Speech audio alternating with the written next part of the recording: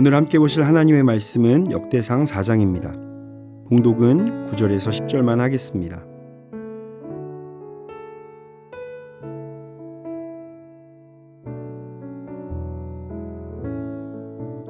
야베스는 그의 형제보다 귀중한 자라. 그의 어머니가 이름하여 이르되 야베스라 하였으니 이는 내가 수고로이 낳았다 함이었더라. 야베스가 이스라엘 하나님께 아뢰어 이르되 주께서 내게 복을 주시려거든 나의 지역을 넓히시고 주의 손으로 나를 도우사 나로 환난을 벗어나 내게 근심이 없게 하옵소서 하였더니 하나님이 그가 구하는 것을 허락하셨더라. 아멘.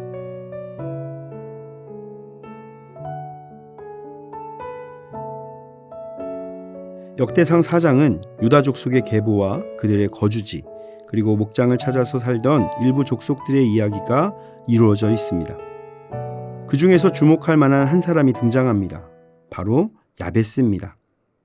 우리가 주목할 점은 다른 계보는 누가 누구를 낳았다는 사실만 언급하고 넘어가고 있는데 9절에서는 야베스의 이력을 소개하고 10절에서는 그가 하나님께 기도했던 것을 세세하게 기록하고 있기 때문입니다.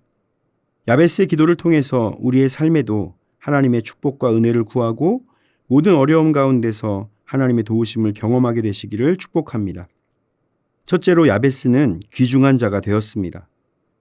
보통의 부모라면 이름을 지을 때 축복의 이름, 희망찬 이름, 듣기 좋은 이름, 부르기 좋은 이름 등을 고려해서 지어줍니다.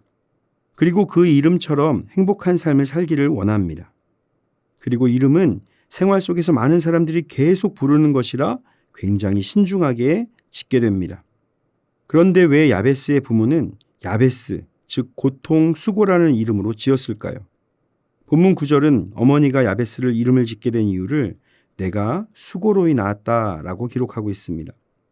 여기서 수고라는 것은 어머니가 출산할 때 겪는 산고와 관계되는 단어입니다. 따라서 야베스가 재난과 고통의 상황에서 태어났음을 내포하고 있는 것입니다. 야베스의 원어가 가지는 불행한 출생이라는 의미에서 볼 때 야베스의 인생에는 어두운 그림자가 드리워졌다는 것입니다. 그런데 그는 가장 귀중한 자가 된 것입니다. 야베스의 이야기는 당시 포로기에 처한 이스라엘 백성들에게 큰 위안이 됩니다. 그들은 절망의 시대를 살아가고 있었습니다. 그런데 이렇게 고통이라고 불리는 야베스가 형제들 중에서 가장 귀중한 자가 되었다는 것은 암울한 그들의 삶에 한 줄기 빛과 같은 이야기가 되는 것입니다. 역대기 기자는 야베스의 불행한 탄생과 성장을 통한 영광의 삶을 대비시키면서 이스라엘 백성들에게 야베스와 같이 기도하며 살아가면 너희에게도 하나님의 역사가 임하고 너희도 귀중한 자가 된다는 것을 간접적으로 전하고 있는 것입니다. 오늘 본문에서 야베스를 귀중한 자라라고 말합니다. 귀중한 자는 존귀하다는 의미로 성경 안에서 주로 하나님 앞에서 겸손한 사람, 선을 행하는 사람, 신앙의 리더들, 권세와 명예, 부를 얻은 사람들을 가리킬 때 사용되었습니다. 이런 의미에서 볼 때 야베스는 아마도 모든 고통과 고난을 딛고 서서 권세와 부와 명예를 얻어 가문을 빛낸 사람일 것입니다. 하나님께서 우리를 세우시는 과정에도 이런 은혜가 있습니다. 우리의 삶도 절망과 고통이 있습니다. 그럼에도 불구하고 하나님께서는 우리를 존귀하게 여기시고 세워주시는 것입니다. 우리가 하나님 보시기에 보배롭고 존귀한 자가 되어 하나님의 사랑 가운데 생명을 얻고 축복을 누리는 삶으로 인도하여 주신다라는 것입니다. 우리를 존귀하게 여기시는 하나님의 사랑을 의지하며 존귀한 인생으로 살아가시기를 축복합니다. 둘째로 야베스의 기도를 기억하십시오. 본문 10절은 야베스의 기도를 알려줍니다. 야베스가 이스라엘 하나님께 아뢰어 이르되 주께서 내게 복을 주시려거든 나의 지역을 넓히시고 주의 손으로 나를 도우사 나로 환난을 벗어나 내게 근심이 없게 하옵소서 하였더니 하나님이 그가 구한 것을 허락하셨더라. 야베스는 자신의 고난 앞에서 하나님께 아뢰었습니다. 아뢰다는 것은 하나님께 크게 소리 지르다라는 뜻입니다. 이것은 야베스가 얼마나 간절하고 절박하게 기도하였는지를 보여줍니다. 하나님께서는 간절한 기도에 응답하시기 때문입니다.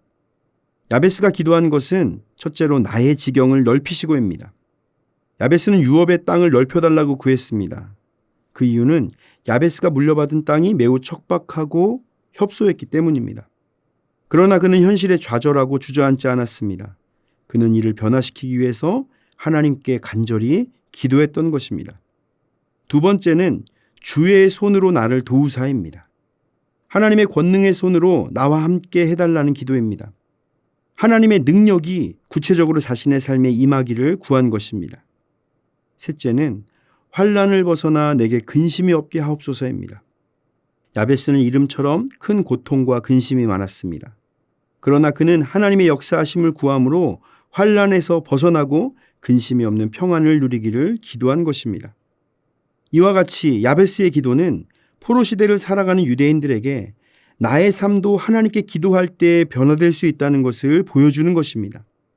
그리고 나아가 오늘 이 시대를 살아가는 나의 삶의 지경에도 하나님의 역사로 변화가 일어날 수 있다는 것을 보여줍니다. 어려움 앞에서 더욱 기도로 나아가 주님의 은혜와 축복을 누리시기를 바랍니다. 사랑하는 성도 여러분, 빙점이라는 기독교 문학으로 세상에 널리 알려진 일본의 미우라 아야코는 평생 질병 속에 살았습니다.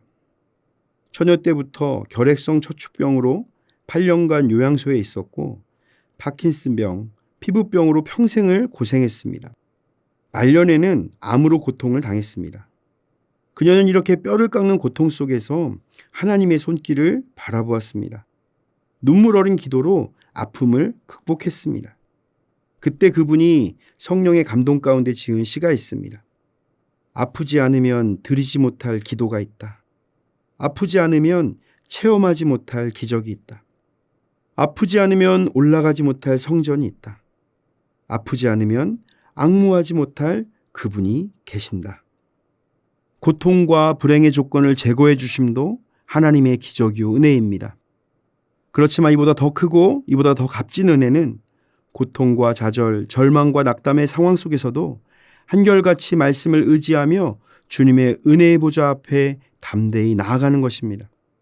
야베스와 같은 인생이라고 할지라도 주님께 나와 울부짖고 매달리십시오. 하나님께서 문제를 해결해 주십니다. 귀중한 자로 바꾸어 주십니다. 지경을 넓혀 주십니다. 환난과 근심을 사라지게 하십니다. 다시 시작하게 하십니다.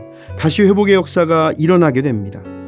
주님의 축복을 누리는 우리 모두의 삶이 되시기를 예수님의 이름으로 축원을 드립니다. 다 함께 기도하겠습니다. 전능하신 하나님, 오늘 야베스의 기도를 통해 우리의 삶을 변화시키시는 주님의 놀라운 능력을 깨닫게 하시니 감사합니다. 하나님의 능력을 의지하며 간절히 기도하는 자가 되게 하여 주옵소서. 어떤 어려움에도 주님의 길을 선택하며 믿음으로 나아가게 하시고 주님의 역사를 경험하는 축복의 삶이 되게 하옵소서. 예수님의 이름으로 기도드립니다. 아멘. 하늘에 계신 우리 아버지, 아버지의 이름을 거룩하게 하시며 아버지의 나라가 오게 하시며 아버지의 뜻이 하늘에서와 같이 땅에서도 이루어지게 하소서. 오늘 우리에게 일용할 양식을 주시고 우리가 우리에게 잘못한 사람을 용서하여 준 것 같이 우리의 죄를 용서하여 주시고 우리를 시험에 빠지지 않게 하시고 악에서 구하소서. 나라와 권능과 영광이 영원히 아버지의 것입니다. 아멘.